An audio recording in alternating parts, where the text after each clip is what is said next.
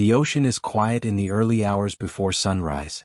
A thin layer of mist hangs over the dark water, and the wind moves softly across the waves, almost like a whisper. Out here, far from any land or lighthouse, the sea feels endless.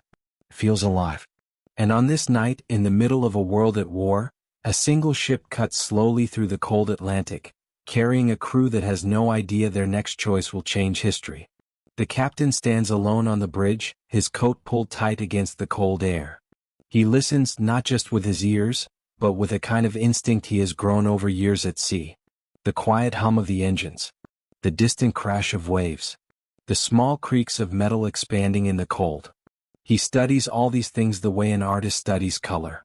The ocean has a voice, he believes, and if you learn to hear it, it will warn you before danger arrives. Tonight the ocean feels tense. There is nothing special about the sky. No bright moon. No clear stars. Only darkness. But the captain has a feeling, a strong one, that something is hiding beneath the surface. Something sharp. Something watching. He cannot explain it, but he trusts it. He always has. And on this night, that trust will push him to make a choice that no other captain dared to make. A choice that would be called foolish, reckless, even disobedient. Yet it would also give the Allies something they had been trying to get for years. A German U-boat taken alive with all of its secrets untouched. But that victory is still far ahead. For now there is only silence. The crew works quietly below deck. Some write letters home using small yellow lamps to see the paper. A few sit around a pot of tea trying to warm their hands. Others rest in their bunks, fully clothed, ready to jump into action if the alarm bell rings. Everyone knows the risks of sailing through these waters. Many ships have already vanished here, some swallowed by torpedoes, others disappearing without a trace. It is 1941, and the Battle of the Atlantic is reaching a terrifying stage. German U-boats seem to be everywhere, hiding beneath the waves like sharks. They strike fast, sinking ships and disappearing before anyone can see them. To the sailors on the surface they feel almost like ghosts.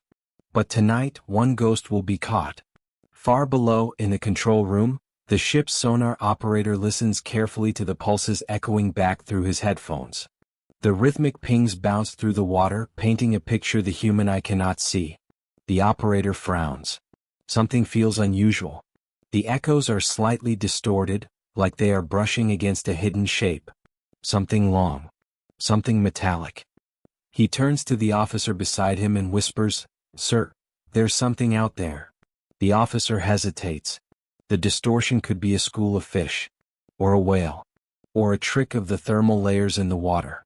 But the operator's eyes look worried, so the officer walks quickly up to the bridge. The captain listens to the report. Come. Silent. Thinking.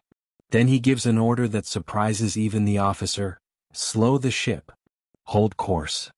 Most captains avoid slowing down in dangerous waters. A slow ship is an easy target. But this captain is not like most. He wants to feel the sea. He wants to listen. As the engines quiet down, the night becomes even more still. The captain closes his eyes for a moment, breathing in the damp, cold air. Then he opens them again, just in time to see a faint ripple on the horizon. A shape, dark and low, barely breaking the surface. A submarine. A German U-boat. The captain's heart beats faster, but his voice remains calm. He doesn't shout. He doesn't panic. He simply watches. The U-boat is rising, its silhouette slowly becoming clearer. Water drains from its sides as it breaks the surface like a giant sea creature coming up for air. It is rare for U-boats to surface so close to enemy ships.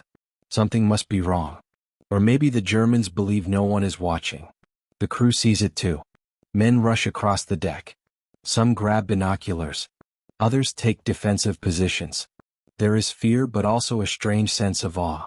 They have heard stories about these deadly machines for months, yet very few have ever seen one this close. The officer turns to the captain. "Sir, what are your orders?" By all military rules there is only one correct answer. Attack. Destroy the U-boat before it dives again. Do not wait. Do not risk the enemy escaping. If they dive, they may launch torpedoes or escape into the deep.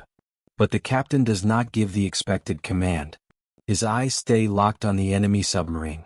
Something about it feels wrong. It is not moving. No crew is visible on the deck. No sign of weapons being prepared. He pauses, a long pause, one that makes the officer shift nervously. Then the captain says something no one expects. "Do not fire." The officer freezes. "Sir, what?" "Hold fire," the captain repeats in a calm but firm voice. "I want her taken alive." A shock runs through the officers around him. This is not just unusual. It is dangerous. If they get too close, the U-boat could still dive. Or worse, fire a torpedo at point-blank range. The entire ship could be lost. But the captain does not move from his place. His hands rest lightly on the rail. His voice remains steady. "There is something the Germans don't want us to see," he says softly. "And I mean to see it." This is the moment, the one that historians still talk about, the choice that textbooks later call bold, reckless, or brilliant depending on who is speaking. A commander ignoring the safest path. Ignoring the standard orders. Ignoring every rule drilled into him through years of naval training. A man trusting his instincts over everything else. The officer tries once more. "Sir, if we wait too long." "We won't," the captain interrupts. "Prepare a boarding team. And keep the guns trained but silent."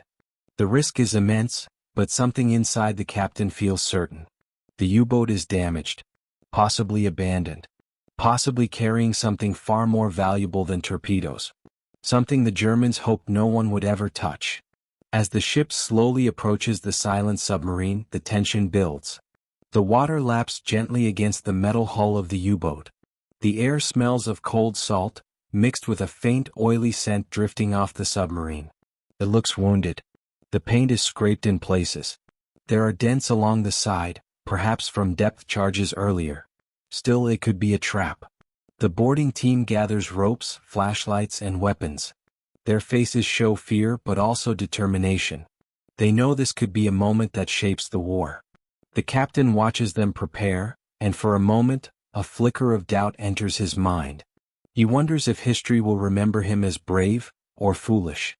If he will be praised for this choice, or court-martialed. But he pushes the thought aside. Standing tall, he watches the U-boat drift, almost peacefully on the cold Atlantic waves. And then he whispers almost to himself, "This is our chance." Perhaps this was where it all began, not with loud gunfire or explosions, but with a silent submarine, a risky decision, and a captain who trusted a feeling more than a rulebook. The ship moves closer to the quiet U-boat, the water between them shrinking until the men on deck can clearly see the dark steel plates, scratched and worn from the pressure of the deep. The submarine seems almost asleep, resting on the surface like a whale too tired to dive again. No voices. No movement. Only the gentle slap of waves against metal. The boarding team waits at the rail, gripping their ropes and equipment. Their breath hangs in the cold air. Even the wind feels quieter, as if the whole ocean is holding its breath. The captain stands behind them, calm but alert. His eyes stay fixed on the U-boat, studying every shadow and shape across its deck. He notices small details. A hatch slightly open. Water pooling near the bow. Marks around the conning tower that look like the submarine came up too fast, maybe forced to surface. To him, these are not random signs. They are clues. Something happened down there. The officer steps near him and whispers, "Sir, are you sure?" The captain nods once. "We take her alive. The decision is final." The ropes are thrown across the small gap between the two vessels. The U-boat rocks gently as the first sailor steps onto its deck, his boots slipping slightly on the wet metal. He steadies himself, then waves for the others to follow. Slowly, carefully, the team climbs onto the submarine. The metal feels cold under their hands. They can smell old diesel fumes mixed with the salty air. Everything is silent. Too silent. They move toward the conning tower. Their flashlights cut through the darkness, reflecting off bolts, rusted plates, and faded German markings. The air grows heavier as they approach the open hatch. A dark hole leading into the belly of the machine. One of the sailors whispers, "It's like walking into a sleeping beast." The words make the others pause. It does feel that way. as if the U-boat is alive, waiting, watching. But the captain, still aboard his own ship, lifts a hand. Proceed. The first sailor shines his light inside the hatch. The narrow ladder leads into darkness. A smell rises from below, a mix of oil, metal, sweat, and something older like stale air trapped too long underground. He places his boot on the ladder, takes a slow breath, and climbs down. He enters the control room of the U-boat, and at once the space feels tight and close. Pipes run along the ceiling. Valves gleam under the flashlight. The walls seem to press inward as if the submarine itself is breathing around him. His boots touch the floor and the metal echoes softly beneath him. He waits for the others to join him. One by one the team climbs down, their footsteps quiet but sharp in the small space. There are no crew inside. No signs of a struggle. Yet something is strange. Mugs sit on a table as if abandoned in the middle of a meal. Papers lie scattered. A jacket hangs neatly on a hook, waiting for a sailor who never returned. Feels like time stopped here. The lead sailor moves to the navigation table. His flashlight reveals maps, tools, and a notebook open to a half-written page. The handwriting stops suddenly, as if the man writing it was interrupted by something urgent. What happened here? Someone whispers. No one answers. They move deeper into the submarine, squeezing sideways through narrow doorways. The deeper they go, the stronger a smell becomes, the smell of burned wiring. Something inside the U-boat was damaged badly. When they reach the engine room, they finally understand. A fire had broken out here.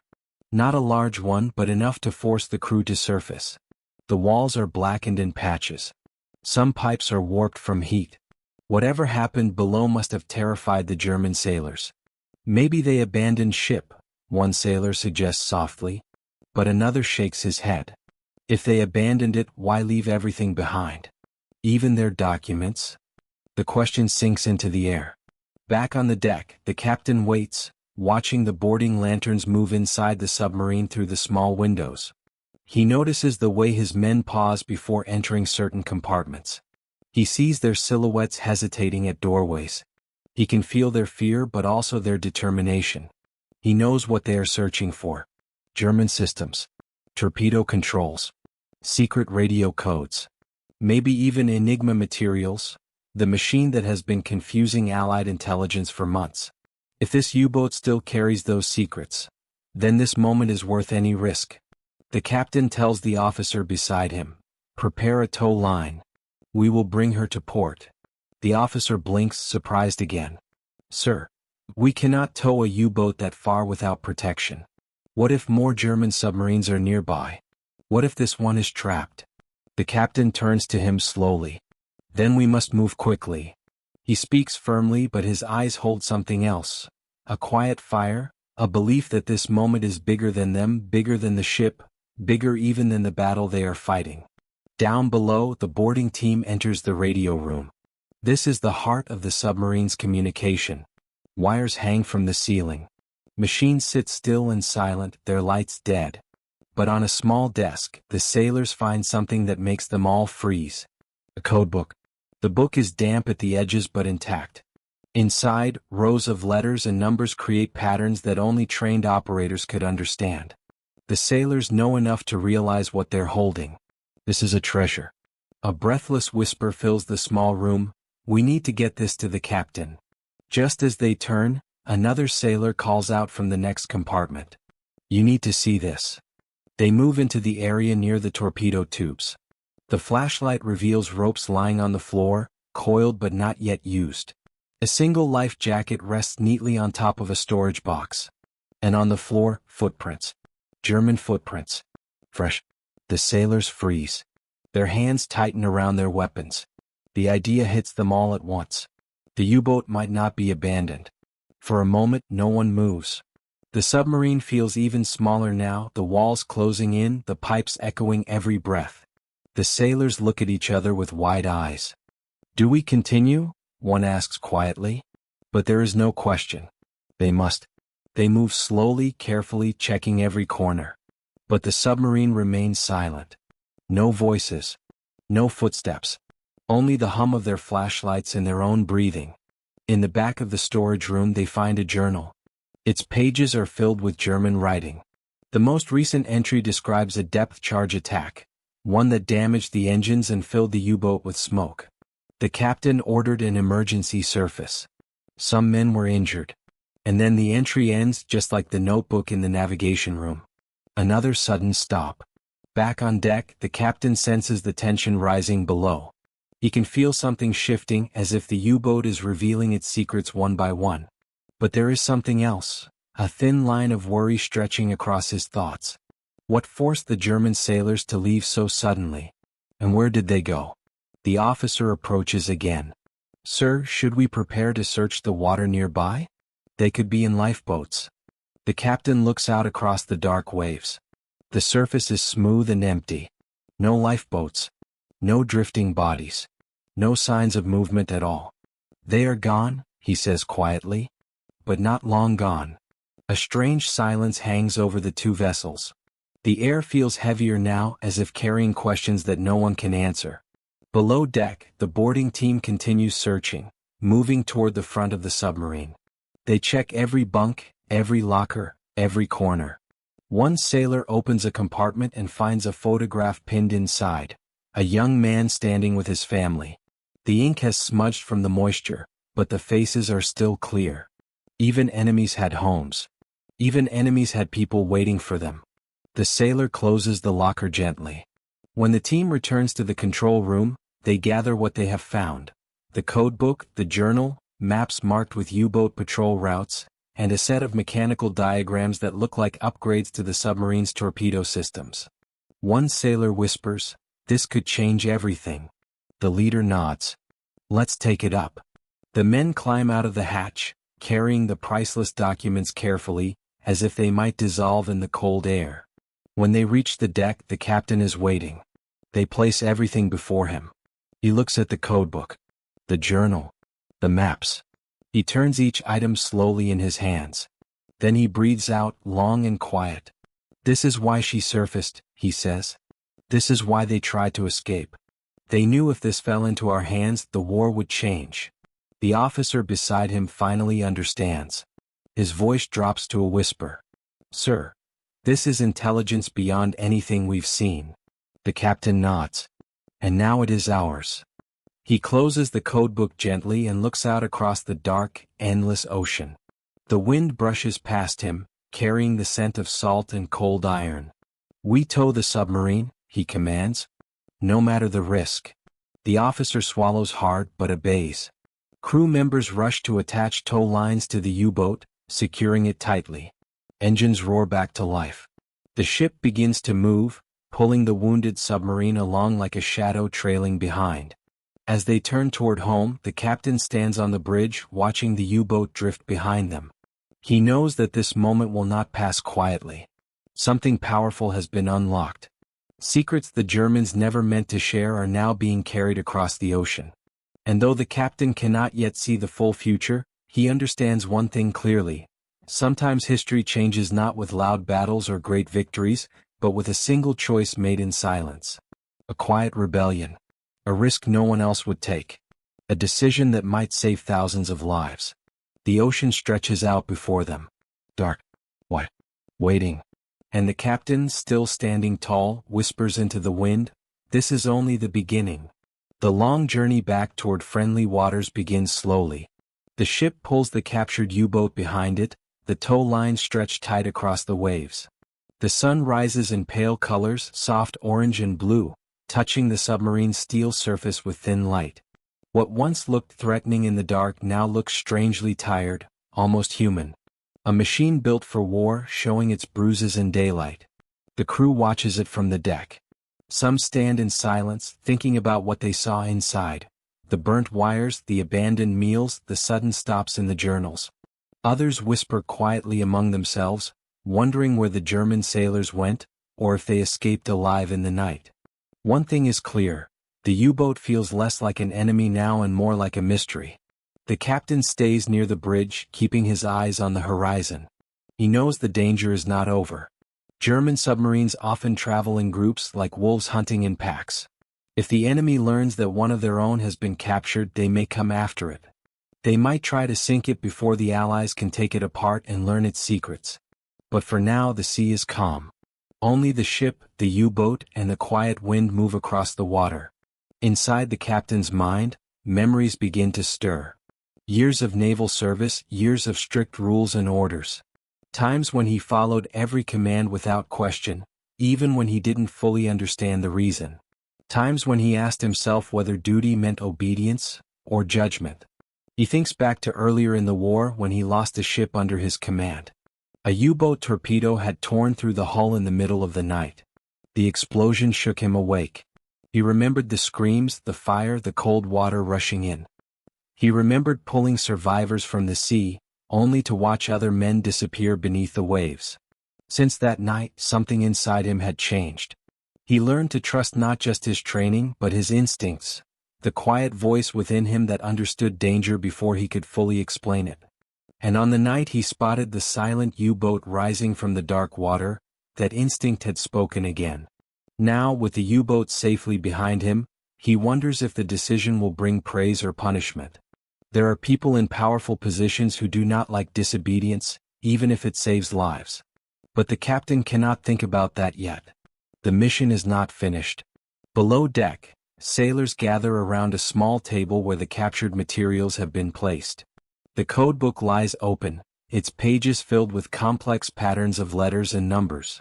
Even though no one on the crew can read German fluently, they understand how valuable the book is. Every line could reveal a route, a signal, a secret. Beside it sits the journal found in the storage room. Its handwriting looks rushed and shaky, as if the German sailor writing it was under great stress. The entries describe not only the attacks they endured but also the fear that spread through the crew. The German captain had tried to keep order, but the fire in the engine room had frightened even the bravest men. The sailors read the translated lines slowly, feeling something unexpected: sympathy. The German crew had been scared. They had suffered. They had tried to survive. War often hides the human side of the enemy, but in these pages the truth becomes clear.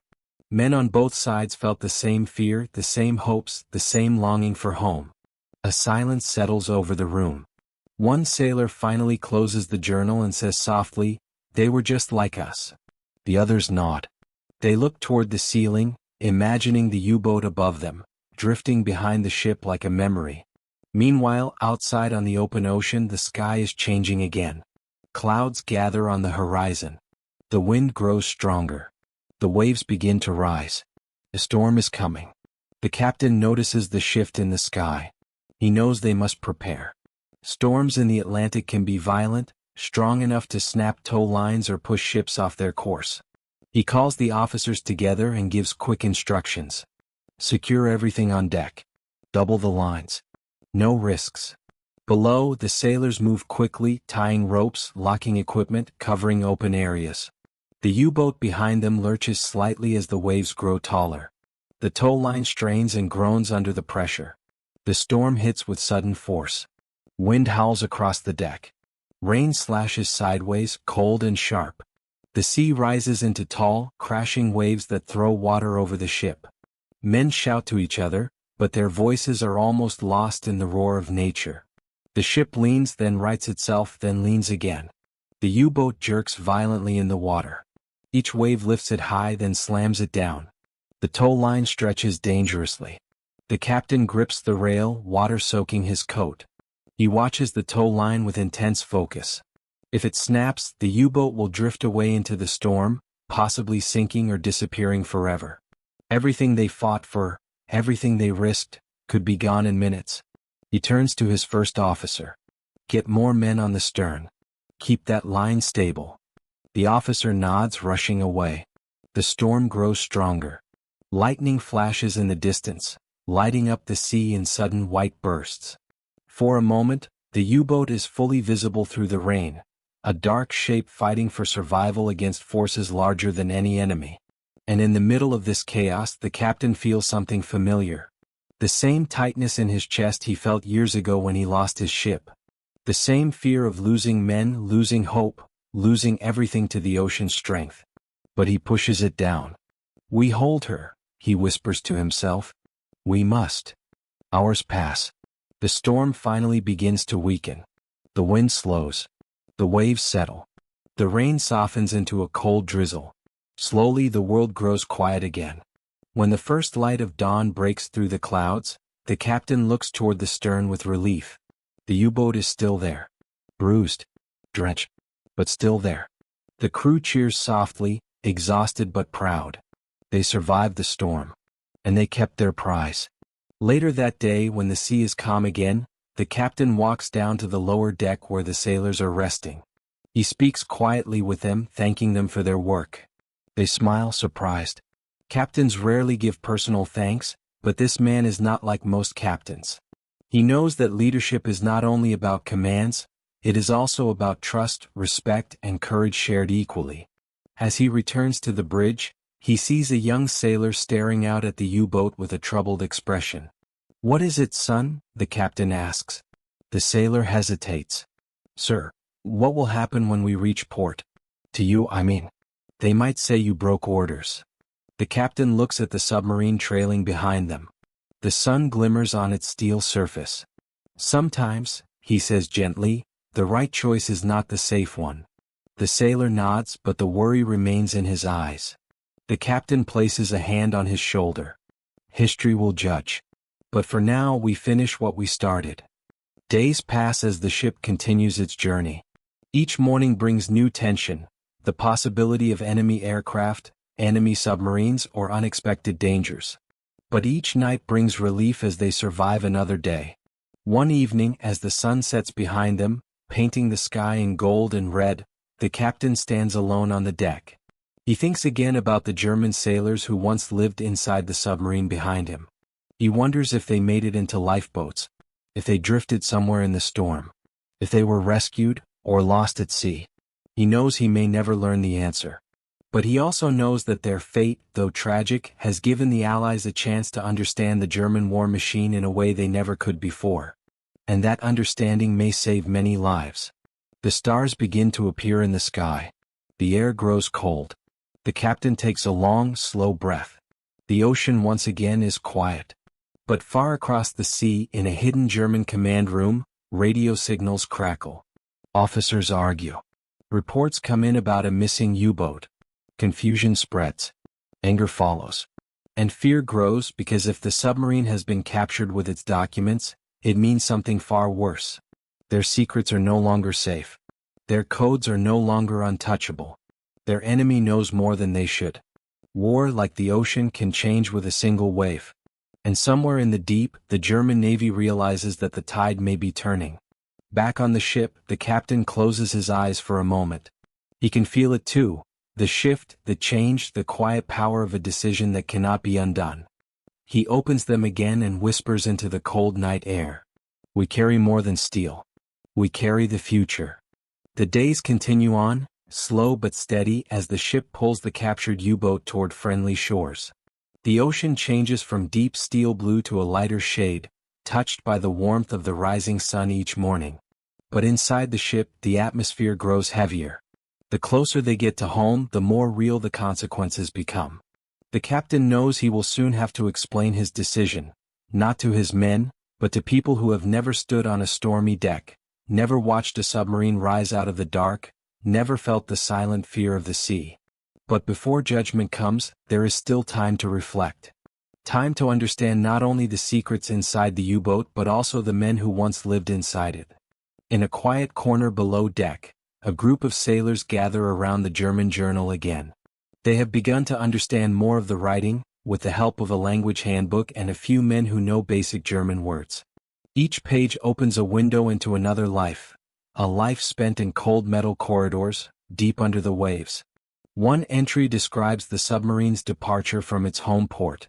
The German sailor writes about the cheers of people waving from the docks, the smell of warm bread from nearby shops, and the sad smile of his mother as she watched him board. He writes about the pride he felt wearing his uniform, the excitement of his first mission, and his quiet fear of the unknown. Another entry describes life underwater. The endless hours. The cramped bunks. The constant smell of diesel and sweat. The pressure inside the submarine that made ears ache and tempers rise. And the fear, always the fear, of depth charges exploding around them like angry thunder. The sailors reading the journal fall silent. They picture the German crew moving through the submarine, touching the same walls they had touched, breathing the same recycled air, listening to the same creaks of metal as the pressure of the deep pressed against the hull. For a moment the enemy becomes human. Meanwhile, in the radio room, officers begin to examine the captured codebook. They turn the pages carefully, afraid that the damp paper might tear. The markings are strange, almost like puzzles waiting to be solved. Numbers shift from one line to the next. Letters appear in patterns that seem meaningless until studied closely. These codes were the shield of the German Navy, a shield that kept their movements hidden, their orders secret, their attacks unpredictable. But now this shield rests in the hands of their enemy. The officers exchange looks. They understand how powerful this moment is. One of them says softly, "This could shorten the war." But the captain, standing in the doorway, replies, "Only if it reaches the right people." He knows this intelligence must be handled with extreme care. It must go straight to the experts who can decipher it. Any mistake, any delay could ruin everything. Still, even with the risks, he feels a sense of purpose. His choice, the risky, rebellious choice, is beginning to show its true value. The ship sails onward, and the U-boat follows behind like a silent witness. In the evenings the sea grows calm again. The setting sun paints the waves gold, making the submarine look less like a weapon and more like a monument from another world. During one of these quiet evenings, the captain walks to the stern, where a young sailor stands watching the U-boat. The sailor's expression is thoughtful, troubled, as if he is carrying questions too heavy for his age. The captain steps beside him. "What's on your mind?" The sailor hesitates before speaking. "Sir, I can't stop thinking about the men who were inside that submarine. What happened to them? Did they escape? Are they alive?" The captain looks out over the water. The U-boat rises and falls with the waves, a steady rhythm against the vast silence. "We may never know," he answers gently. "War hides many endings." The sailor nods slowly, but the sadness remains on his face. The captain continues, "But remember this, their story does not vanish because they are gone. Their lives, their choices, their fears, they live on in what we found, in what we learned, and in what we will use to save others." The sailor looks at him, surprised by the softness in the captain's voice. "War is not only fought with weapons," the captain adds. "It is fought with understanding." The sailor turns back to the U-boat, seeing it differently now, not as an enemy but as a message carried across the sea. Meanwhile, in a faraway German naval base, confusion deepens. Officers gather around a large map, tracing the last known position of the missing U-boat. Radio calls go unanswered. Patrols report nothing. The submarine seems to have vanished into thin air. The commanding officer fears the worst. Not that the U-boat was sunk, that happens often, but that it was captured. The German Navy has built its strategy on secrecy. If those secrets have been taken, then the foundation of their power is shaken.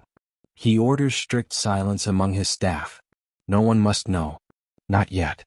But fear spreads through the room, silent but sharp.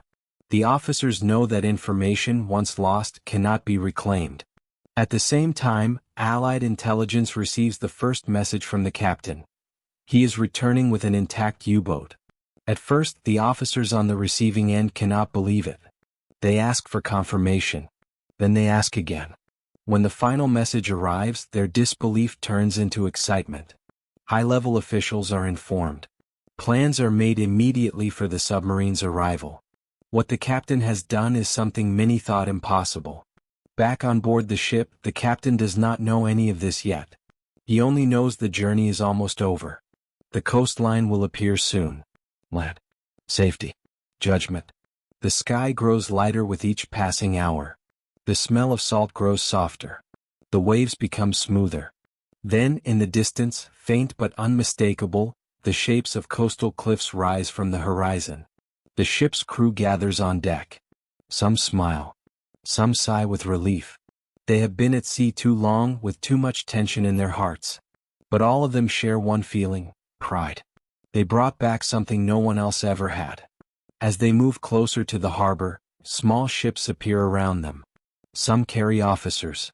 Some carry engineers. All come to witness the submarine being escorted home. The captured U-boat floats behind the ship like a strange prize, drawing every eye. On the docks, crowds gather, workers, mechanics, intelligence officers, even children who have never seen a submarine before. A hush spreads as the vessels approach. Cameras click. Soldiers stand at attention. Engineers whisper among themselves, unable to hide their excitement. For the first time since the decision was made, the captain feels the full weight of what he has done. When the ship enters the harbor, officers quickly board. They salute the captain, though some do so stiffly, unsure whether he is a hero or a man who broke rules too boldly. He salutes back with calm dignity. "You have brought us something extraordinary," one of them says. The captain replies simply, "It was the right thing to do." But even as the officers examine the submarine, even as they marvel at the untouched equipment inside, a question hangs in the air: will the captain be rewarded or punished? That night, after the ship is secured and the U-boat is taken into secret storage, the captain walks alone through the quiet harbor. Lanterns burn gently along the docks. The water below reflects the soft light. And for the first time in days, the captain can hear his own footsteps clearly. He feels neither pride nor regret, only a calm acceptance. He thinks about the German lives connected to the submarine. He thinks about his own crew, about the storm they survived, about the fear they faced and overcame. He thinks about how small choices, often made in silence, can shape the direction of an entire war. He stops near the edge of the dock and watches the captured U-boat resting in its new berth, surrounded by guards and engineers. It looks strange here, far from its home seas, far from the men who once sailed it. Yet it also looks peaceful, as if it has finally found rest. The captain whispers, "Your journey is over. Now ours begins." He turns and walks back toward the lights of the harbor building, ready to face whatever waits for him inside. Behind him, the U-boat sits quietly, holding its secrets no longer. Soon those secrets will be studied, decoded, and used. Soon they will shape battles far from this place.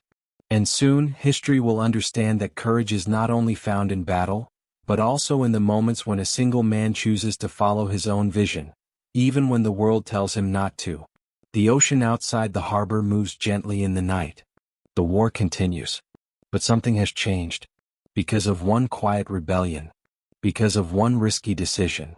Because of one captain who dared to disobey, to save the lives of many. The harbor lights glow softly in the evening darkness as the captain steps inside the command building. The walls inside are quiet, filled with framed maps, photographs of ships, and officers walking with quick, serious steps. He is led down a long hall to a small room where several high-ranking officers wait. Their faces are stern, unreadable. For a moment, the captain feels the weight of their stares. It is not fear that grips him, but uncertainty. He knows he has done something bold, something that goes beyond normal military rules. Some will call him brave. Others will call him reckless. The truth will depend on how deeply these men understand what he brought home. One officer clears his throat and says, "Captain, we have reviewed your actions at sea. You ignored protocol. You put your ship at risk. You made a decision that could have ended in disaster." The room grows tense. The captain listens without speaking. Another officer leans forward.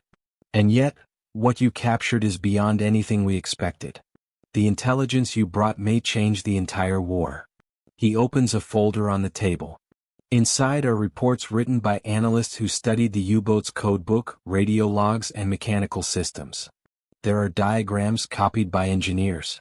Notes from intelligence officers explaining how the codes could be used to track German submarines.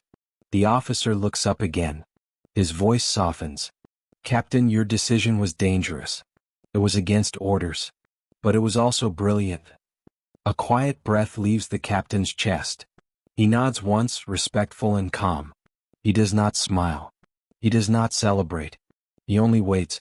"For now," the officer continues, "you are relieved of command until a full review is complete. But understand this clearly, your actions may save thousands of lives." The captain accepts the decision with dignity. He expected punishment. He did not expect praise. But he understands that both come with leadership. As he leaves the room, he feels lighter somehow, as if he has passed through a storm inside his own mind. Outside, the harbor night is peaceful. The waves lap gently against the docks. The U-boat sits under heavy guard.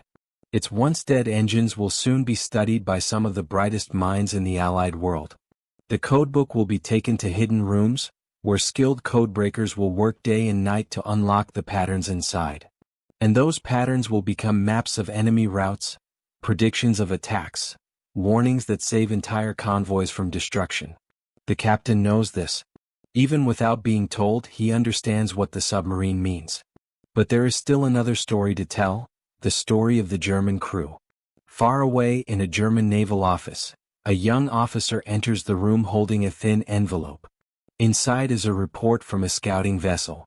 They discovered a life raft drifting miles from where the U-boat disappeared. Inside the raft were signs of struggle, torn cloth, dried blood, and a cracked emergency flare gun. But no bodies. The commanding officer reads the report, then closes his eyes. He knows what likely happened. The German sailors may have tried to escape the damaged submarine. They may have fought the storm. They may have called for help in the darkness. But the sea is unforgiving. The sea does not always give back what it takes. He whispers a quiet prayer for the lost men, then locks the report away. No one else must see it. For the German Navy, admitting that a U-boat was captured is too dangerous. It would break the confidence of their crews. It would reveal weakness. Could change everything. But even hidden truth cannot stop consequences. In a secret room in the Allied headquarters, codebreakers spread the captured materials across a large wooden table. There are maps marked with pencil lines. Pages of coded messages. Radio logs with times, frequencies, and weather notes. One codebreaker lifts the German codebook with careful hands. She studies the letters, tracing the patterns. Slowly, her eyes widen as she begins to understand the structure. The codes do not look impossible anymore. They look human, made by people who thought they were safe. She looks up at her team and says, "We can break this."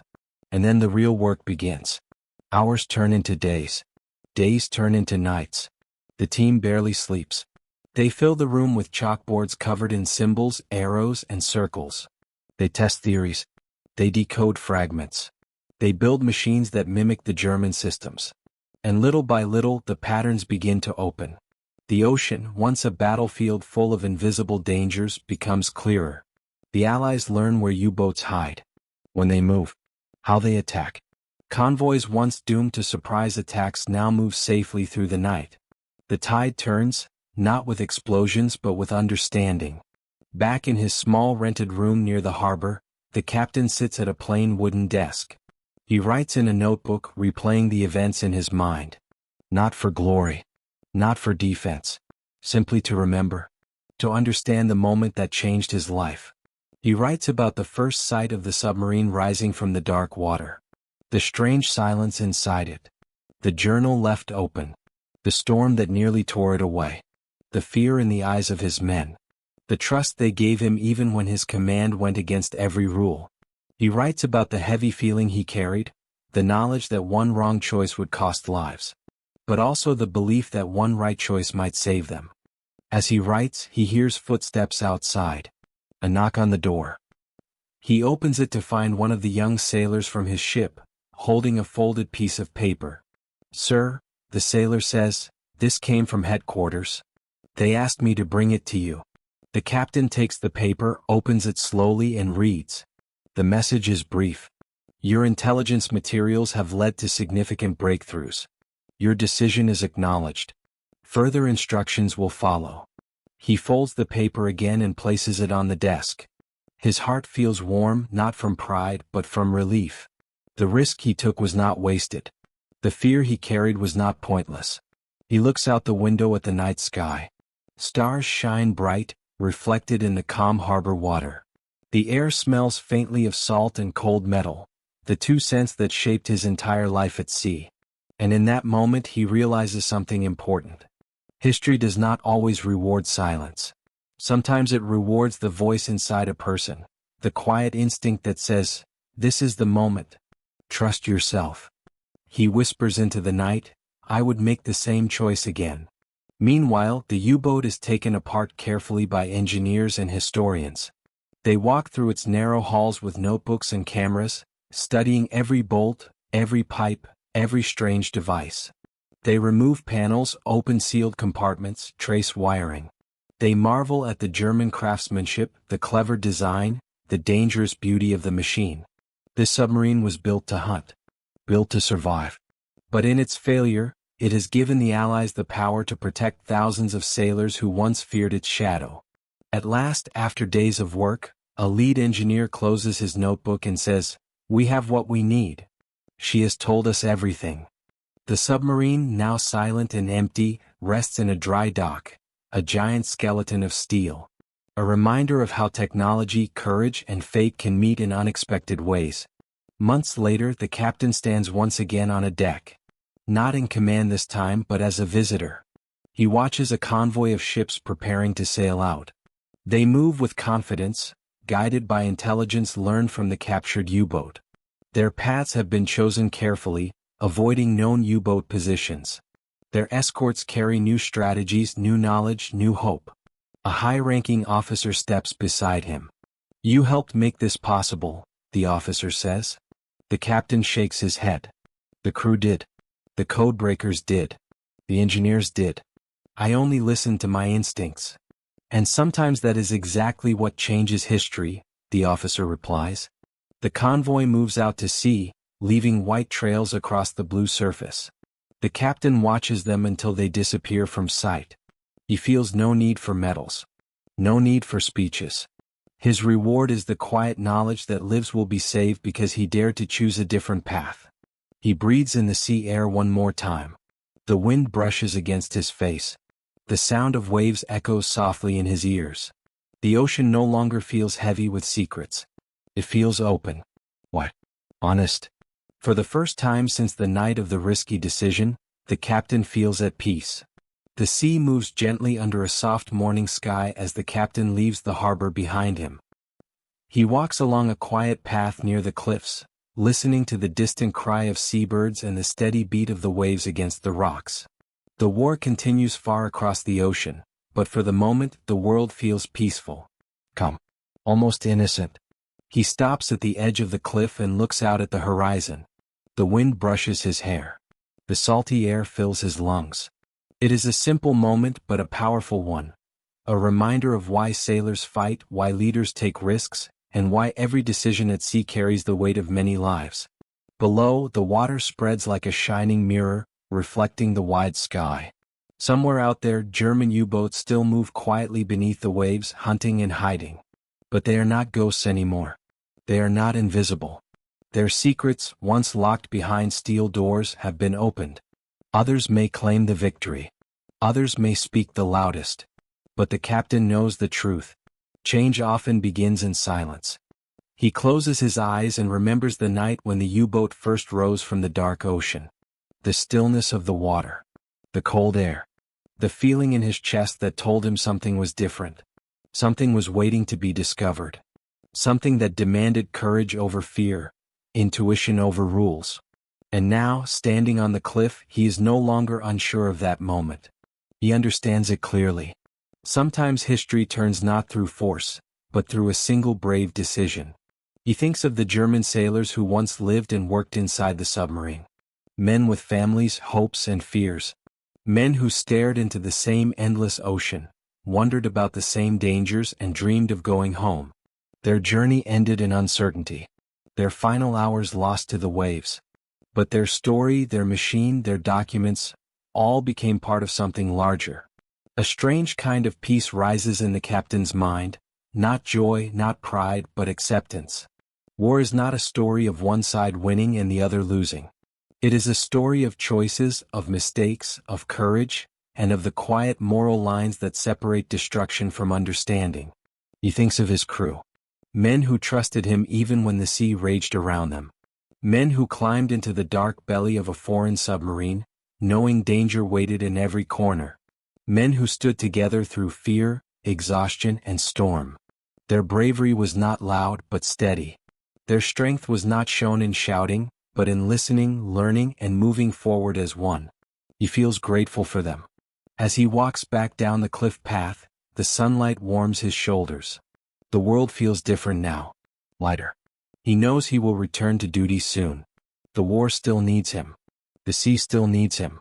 There will always be more missions, more difficult decisions, more moments where he must choose between rules and instincts.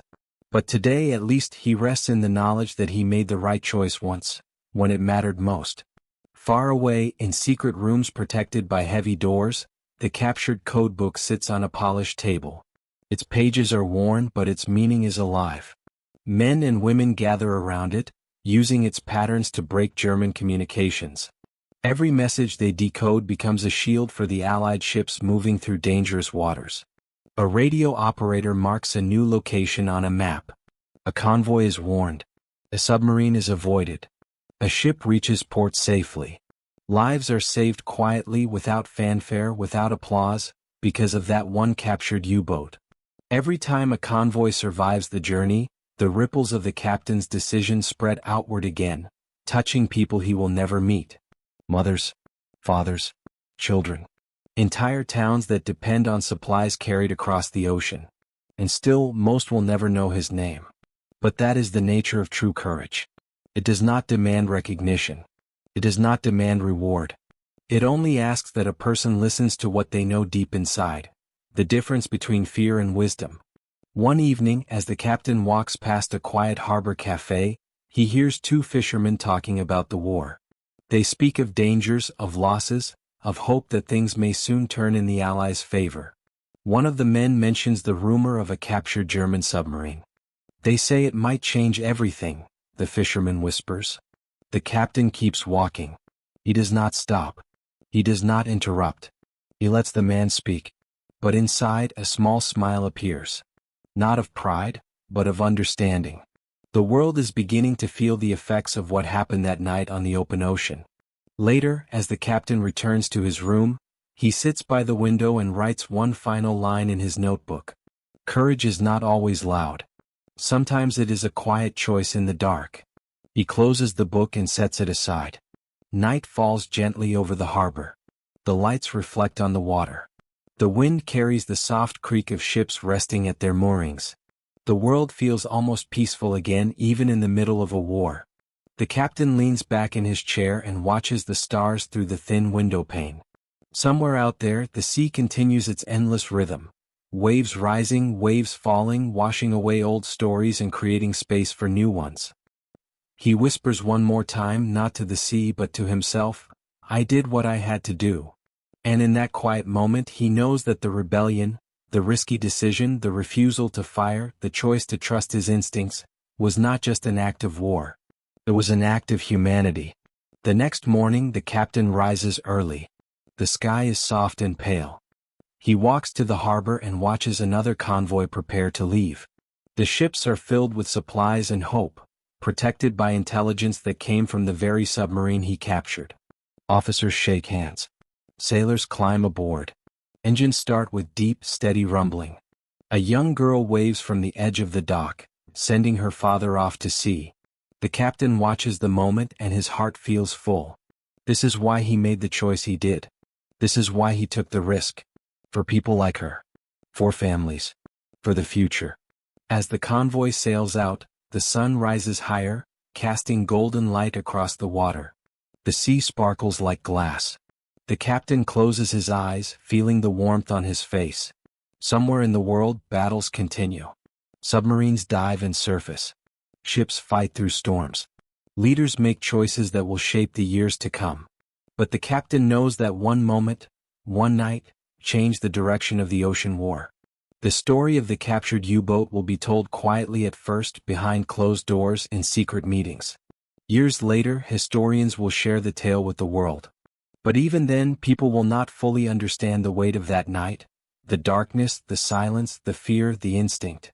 Only those who were there will ever feel the true force of it. The captain turns away from the water and begins to walk back toward the town. His boots crunch softly on the stone path. The wind carries the smell of salt and seaweed. And in the distance, bells ring from a small church tower, marking the start of a new day. This is the end of the story, and also the beginning of another. A beginning shaped by courage, by instinct, and by one man who chose not to follow the safe path, but the right one. The sea will remember. History will remember. And somewhere deep inside every person who hears this story, a quiet truth will remain. One brave choice can change the course of a war. One moment of clarity can save countless lives. One person can alter the tide. The captain walks on, steady and calm, a quiet hero shaped not by victory, but by the weight of responsibility and the strength to follow his heart. And as the waves break softly against the shore, the story settles into the world like a whispered promise. A reminder that humanity survives not just through power, but through wisdom, compassion, and the courage to act when others stand still.